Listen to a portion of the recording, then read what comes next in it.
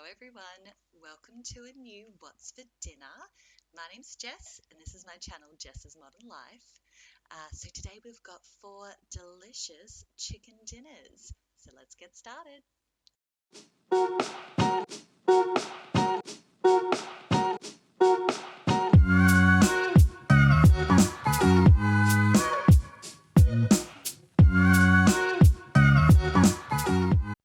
So the first recipe I'm making is Mediterranean grilled chicken with a dill yogurt sauce. So you can see I've just cut up my chicken breast and put it on a bed of onions. So this recipe actually calls for red onions, but I didn't have any. We just make it work. Yeah, and then I'm just adding all my spices. So there's about 1 million spices in this recipe. I'll link it below. Um, yeah, there's a lot. I do actually have quite a good spice collection. I think because I like to make a lot of seasonings and marinades from scratch, and I do enjoy a wide array of cuisines. Um, so yeah, thankfully I had everything I needed for this recipe anyway. But of course, you could just do a different type of grilled chicken with whatever you've got and still add that dill yogurt sauce.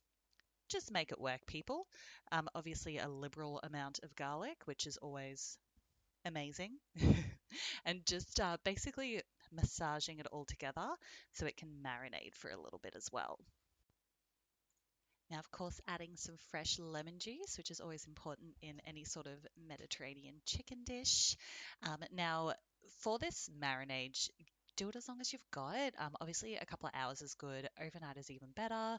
Um, yeah, if you remember, I understand people. If it's going to be 10 minutes, it's still better than nothing. So for cooking, I have actually done it on a griddle pan. I really like to get those kind of char marks. So I know it is summer for all my Northern Hemisphere friends out there. So this would be such a good dish to do on the barbecue. Um, yeah, or a George Foreman grill. I keep meaning to get one of those again. I used to have one. They're amazing. Um, yeah, they make for a really, really good grilled chicken. So this is our sauce. So my lovely mumsy gave me some coriander from her garden. So that's, yeah. Oh, dill. Dill. I'm thinking of a different dish, guys. Got some dill from the garden. Um, so yeah, you know me. I'm really cheap. I don't like usually paying for herbs because it'll be like $3 for a bundle. Um, but yeah, growing herbs is so easy. So if you can grow it yourself, huge cost saver, guys. So yeah, we've added in some dill into the food processor, some garlic, and we're also going to add some natural Greek yogurt and some lemon. And of course, a little bit of salt. So obviously, I'm doing it in my food processor and olive oil. Um, Again, I'll have the recipe, guys. Yeah, if you don't have a food processor, no big deal. You could actually just do like mortar and pestle, or just kind of chop up the herb really, really fine, because you don't really need to blitz anything else. It's just kind of making it a smooth consistency. So, whatever works best for you guys.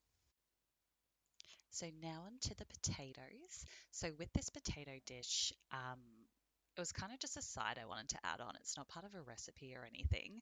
I just find, yeah, it's a really good addition to grilled chicken. So anyone that's watched my videos before has probably seen me do air fryer potatoes. They're my favorite way of cooking. They get so crispy and delicious with very little oil. Of course, you could oven bake these. So, if you have a favorite potato recipe, do whatever works for you guys. Obviously, you could do some like delicious oregano potatoes. But for this particular one, I've done paprika as a marinade and salt, which is my all-time favorite seasonings to go on potatoes. So if you haven't tried it, give it a go.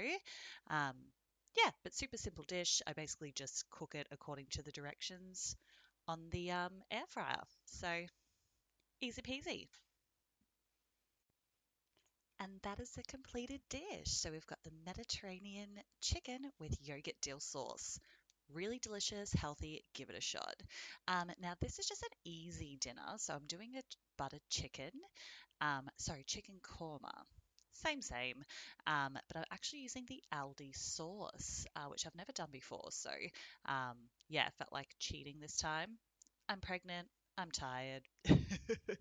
So yeah, that's what's happening. So basically just following the packet instructions with this one. So the thing I liked about this sauce is it did have the spice mix to add, and then the sauce, which I find makes any sort of Indian curry so much more delicious when you can kind of toast off the spices first.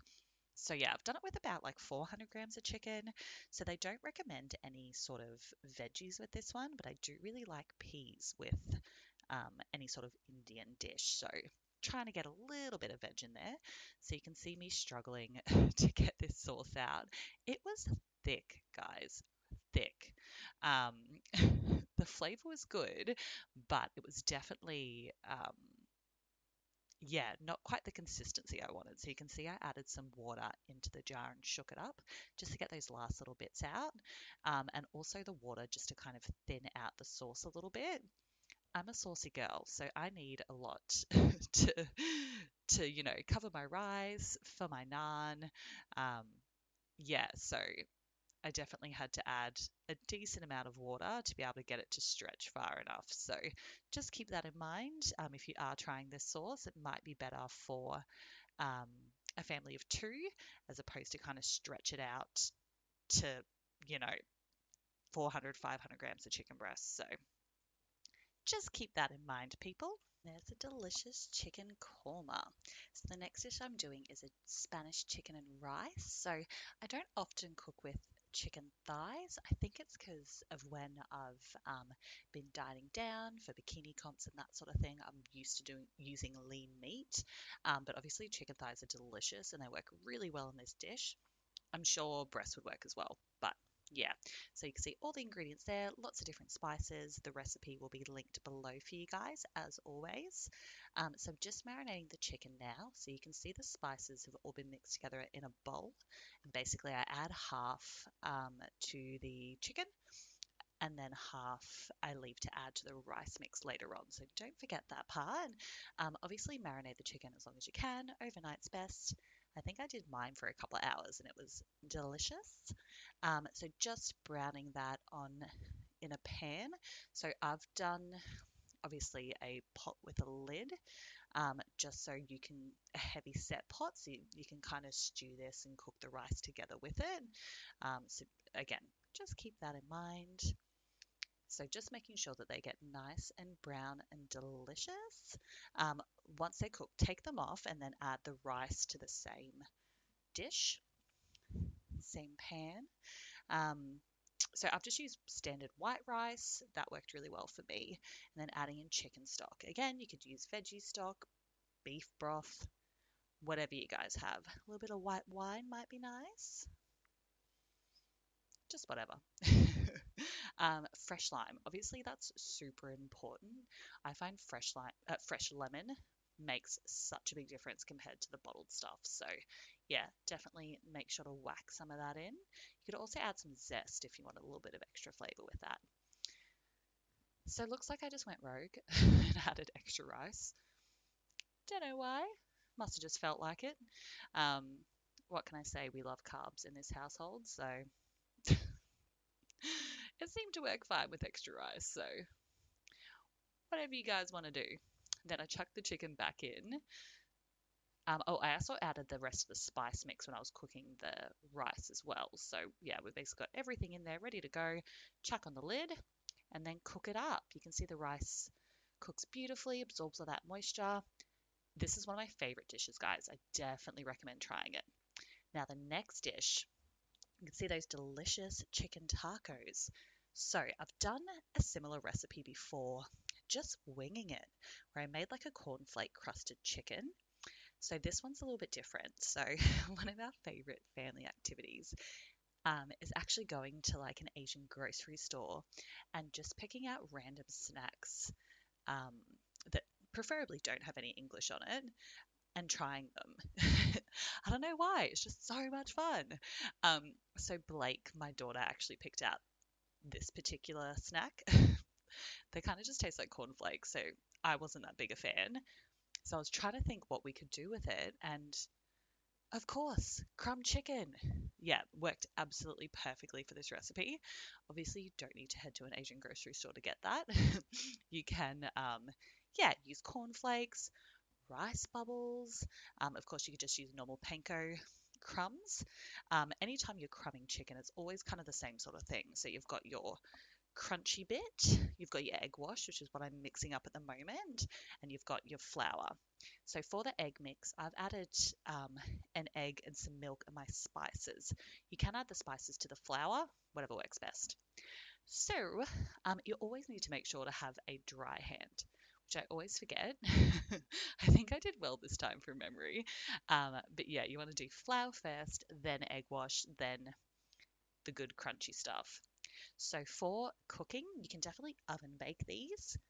You could probably try deep frying it. I just never deep fry anything. I can't be bothered keeping the oil, wasting the oil.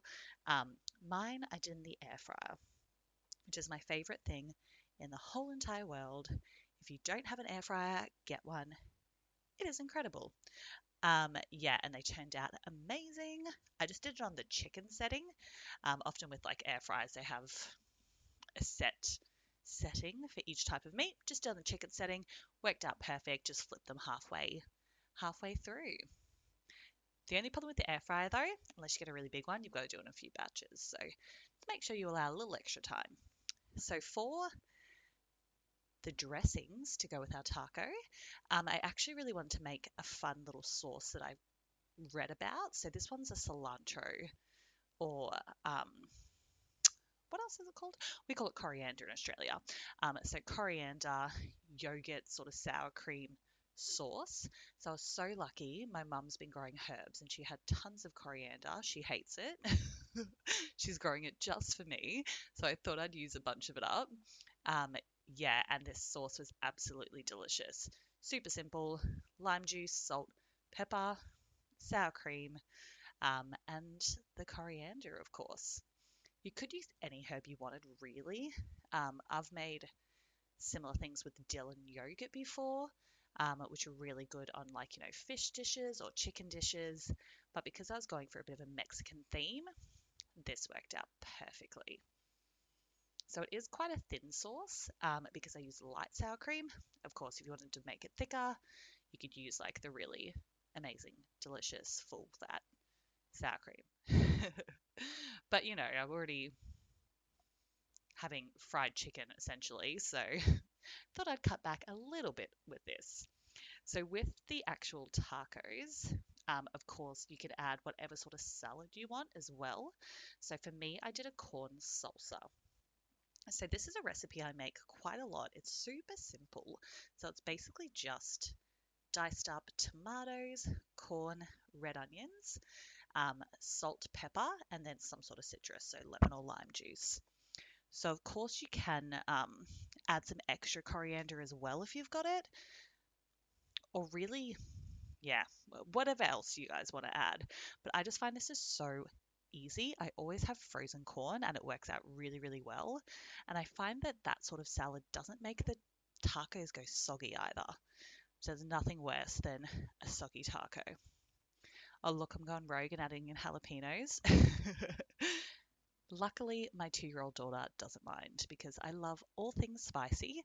Usually I just add them as condiments on the top, but she's used to me kind of making everything a little bit hotter.